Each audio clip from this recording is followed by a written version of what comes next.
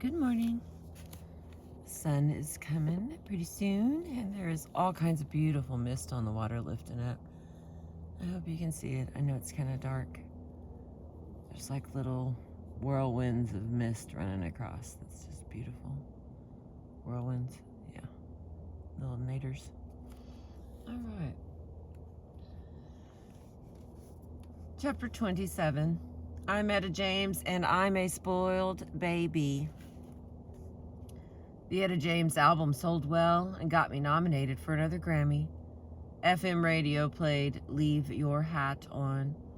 The Gabriel Meckler material started catching on, and I even had offers to sing at rock festivals. But I wasn't going anywhere.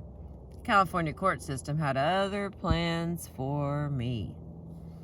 I appeared before the judge, a nice Jewish man who I learned later had lost 2 daughters to drug overdoses. My lawyer warned me. He said, "Etta, this judge could send you up the river for a long, long time." But when I appeared before him, I didn't see anger in his eyes.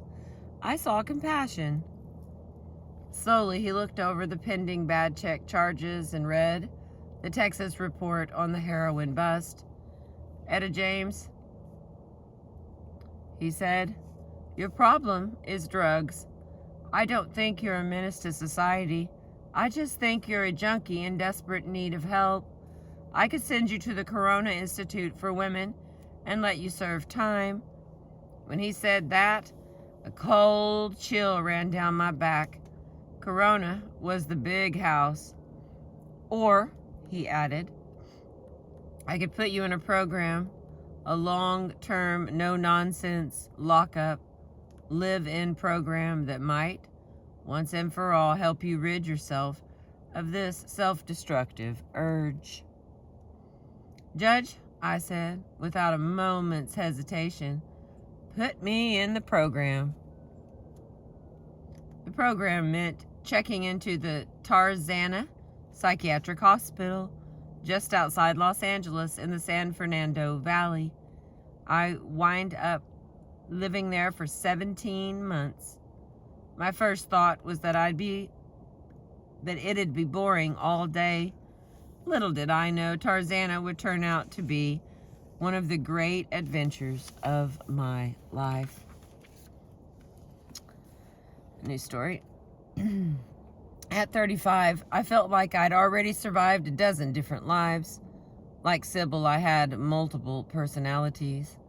I could be sweet and kind, sour and cranky, aggressive, passive, lazy, energetic, you name it. I could be a terror or a love, depending upon the time of day and the chemicals popping off in my brain. I was aware of all this, and yet it took a good-hearted judge to make me stop and examine myself. I was too stubborn, too willful, too hooked on junk to make the decision on my own. It didn't take a genius to understand how badly I needed therapy. Yet from the first minute I checked into Tarzana, I was fascinated, not only by what was going on inside my own head, but by the trials and tribulations of the other patients. I've always been something of an amateur psychologist when it came to friends and colleagues, trying to figure out why they did the things they did. Excuse me. So the process of analysis seemed natural to me. I took to it, but not without initial resistance. Tarzana, you see, was no picnic in the park. It had the hardcore approach that told the patients, "We're going to break your ass down before we build your ass up." Well, I wasn't quite ready for that shit. I wasn't ready for what they call the family, the subgroup where junkies and criminals had been given the same choice as me. Follow the program or do 15 years to life in prison. The program was a confrontational, group-oriented, super intense, rub your nose in your own shit marathon. This was no 12-step path to the higher power. The counselors let you have it. but good. Throughout LA County, the family at Tarzana had a reputation as the Marines of rehab. Basic training was hell. First thing they did was hang a writing tablet and pencil around your neck. If you told a lie or disobeyed an order, another patient or therapist would book you, write down your name for future punishments. At first, I was defiant. If someone told me to do something or be somewhere, I'd say, fuck you.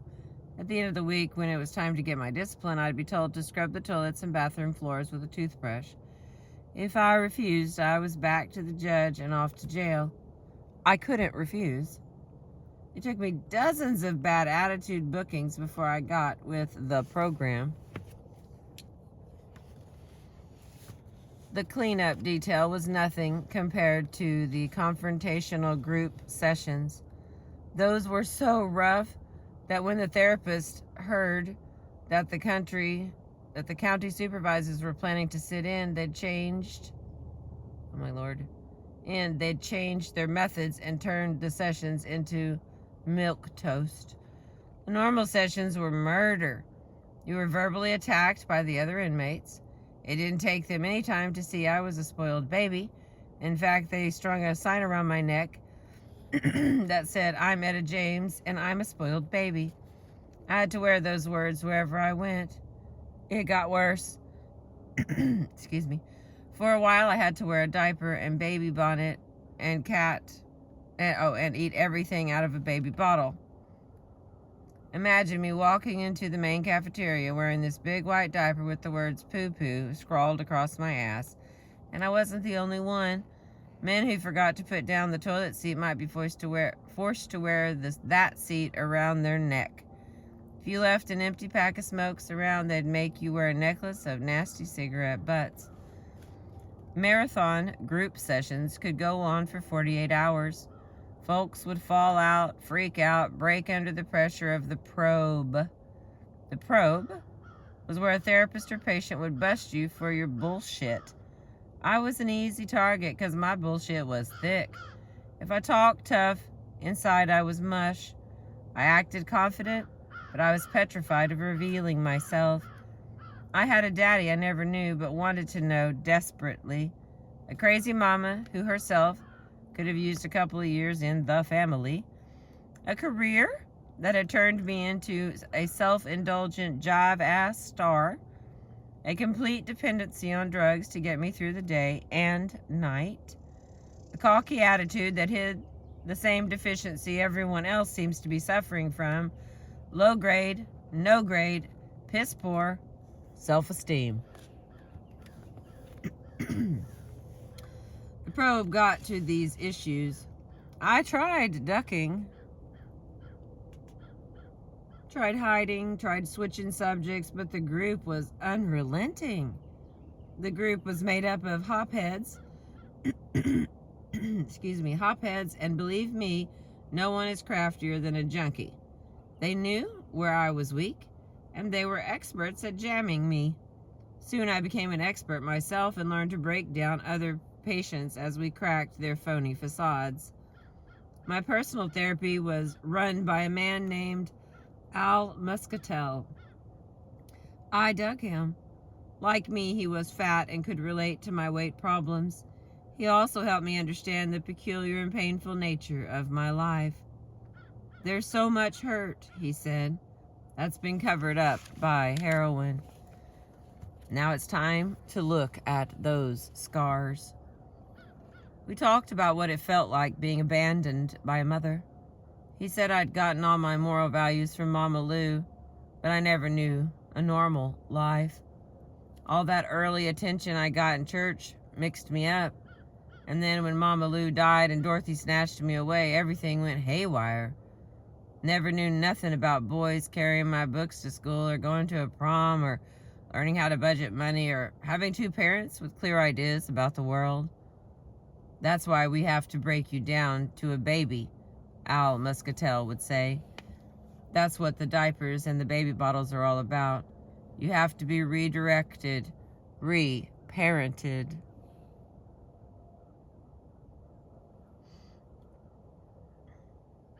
The work was more than mental. It was also physical.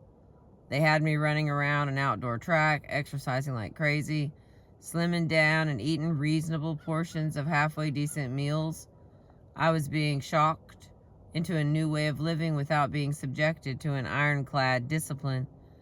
No drinking, no drugging, no sleeping in, no talking back, which I had never known before. If you want an idea of how I was feeling during those first few weeks at Tarzana, listen to a song I recorded calling Feeling Uneasy. Al Muscatel was cool about letting me out to go into the studio. He knew that singing was probably the best therapy I had, at least for expressing the hot emotions building up in my body.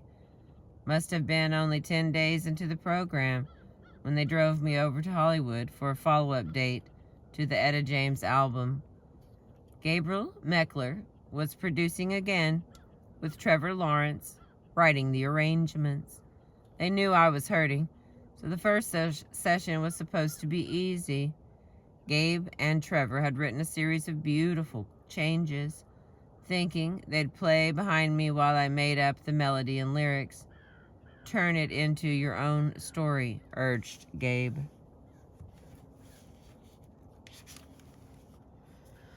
But I was still sick as a dog, withdrawing from drugs and confused about everything.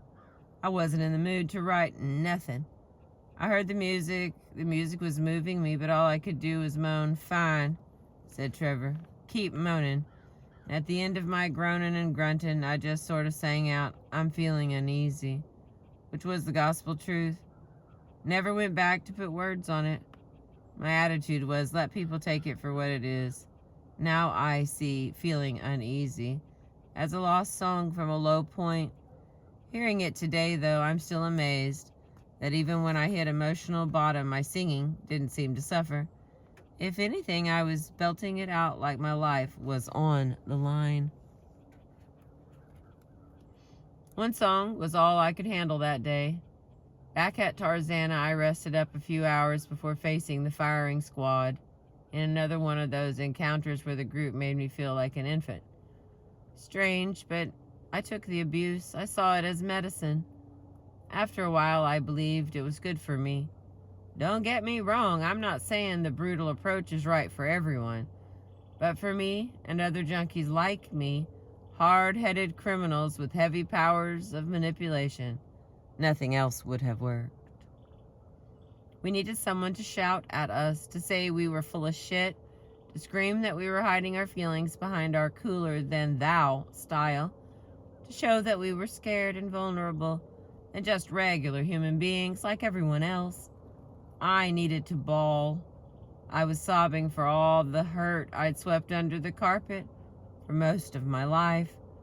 I finally had to let loose, because this was a place that exposed my emotions. I'm not surprised it's where I fell in love, or at least I thought I did. Tarzana had lots of levels of authority. The more progress you made, the higher you were elevated. I became a candidate, and after a year wound up as a senior coordinator. That meant I had mastered the skills that was leading groups of my own. It felt good to know that the people were looking to me as someone strong enough to survive these confrontations. The other patients respected my honesty, I believe, and liked being in my groups. Maybe I had charisma, but believe me, my charisma was nothing compared to a man named Sam Dennis. He was the baddest therapist of them all.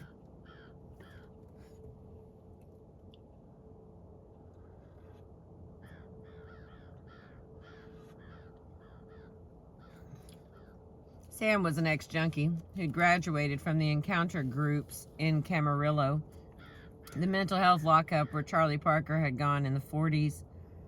Trained by the people who had invented the family, Sam had brilliant instincts as a lay therapist. When you saw him walking into a session, your boots started shaking because you knew you were getting nailed. He read psyches better than most people read the newspaper. The man zoomed in on your weaknesses, knew when you were covering up or copying an attitude, and would bust your ass in a New York minute.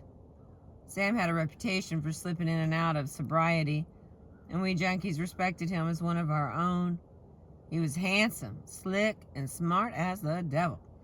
The first black man I knew who had learned the tricky techniques of self-analysis and psychotherapy. I dug that he was self-educated and fearlessly honest. It didn't hurt that he was cool looking and a music lover to boot. When I met him, he was in for a 6-month stint. He had just slipped after years of staying straight and seemed to embody all the wisdom and courage that the program had to offer. I fell for the dude. We started going together on the sly. It was against the rules to shack up with another patient or therapist. As I advanced through the program, Sam became an important influence. Like him, I learned to be ruthless in those confrontations. I became an expert in breaking down other addicts' bullshit. Because Al Muscatel liked me, I also got special treatment. He allowed me to continue my career. I was able, for example, to complete the album that had begun with Feeling Uneasy. We called it Come a Little Closer. Gabriel Meckler and Trevor Lawrence wrote a bunch of original tunes for me and turned out a good, strong record. Gabe's idea was to continue pushing me in a rock direction. I cut a follow-up to All the Way Down, Out on the Street Again, which turned out to be Prophecy of Life after Tarzana. The full choired version of St. Louis Blues earned me another Grammy nomination, and a hard-hitting tune called Power Play let me vent a lot of the anger that had been building up in the groups. Sookie Sookie by Don Cavey and Steve Cropper was nothing but good time soul music. Gabe and Trevor wrote another Mama motif for me, Mama Told Me, which made me wonder why I'm always supposed to be singing Mama songs, but I sang it anyway. The song I loved singing most, though, was a new one by Randy Newman, Let's Burn Down the Cornfield. The groove was slow and slinky, the story a weird and witty view of sex. This gal gets off on loving while watching the cornfield burn down. I mean, she's hot. As usual, Randy's view of sin and salvation hit me as funny and true. As far as my own salvation, I saw myself getting saved by the program. I bought the lingo, the methods, the whole bit. I was on a roll, an emotional roll, with all my energy concentrated on making the other patients own up to cold reality, just like I'd been forced to do. When I reached the end of my first year, I was proud. It wasn't easy surviving the scrutiny, and it wasn't always fun. For the first time in my life, I was forced to look inside. I didn't like everything I saw, but at least I saw I had the power to change. All right, I've been reading to you from Rage to Survive, Etta James, written with David Ritz. The next chapter will be Rumble in the Jungle, chapter 28. I think we've only got about 5 or 6 chapters left here. I see it goes to 33, 34. They're all really small, so we're almost done with our book. I'm gonna try to read us another little bit more, but I'm freezing. I appreciate you. Thank you for being with me.